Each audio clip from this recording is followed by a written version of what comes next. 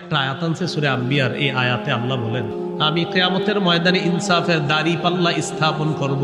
ইনসাফের দাড়ি পাল্লা স্থাপন করার পর আমল ওজন করব অথবা আমল নামা ওজন করব। দেখেন কি বলি, আমল ওজন করা হবে অথবা আমল নামা ওজন করা হবে, অথবা আমলকে একটা দেহে রূপান্তরিত করে ওই দেহটাকে ওজন করা হবে, অথবা আমলকারী মানুষটাকে ওজন করা হবে। চারটি ব্যাখ্যা, হয়তো আমল ওজন করা হবে, না হয় আমলটাকে একটা দেহে রূপ দেওয়া হবে, ওই দেহটাকে ওজন করা হবে। 3 নাম্বার, আমলকারীকে মানে আমাকে আপনাকেই ওজনের পাল্লায় দিয়ে দেওয়া হবে। দুনিয়াতে তো এটার দৃষ্টান্ত আছে, আমরা দাঁড়াইলে আমাদের ওজন ওঠে না 75, 80, সেখানে কিন্তু ওজন উঠবে আমাদের না, সেখানে আমলের ওজন হবে। প্রশ্ন হলো, হুজুর আমলের ওজন আমার শরীর দিয়ে কিভাবে হবে? মুহাদ্দিসিনে কেরাম লেখেন, রূহ যেমন শরীরের ভিতরে আল্লাহ রাখে কিন্তু দেখা যায় না, আমল নামাটাও আল্লাহ শরীরের ভিতরে ঢুকাইয়া দিবে যদিও দেখা যায় না। ও যখন ওজনের পাল্লায় উঠবে তখন ওই আমল অনুযায়ী ভালো আমল আর খারাপ আমল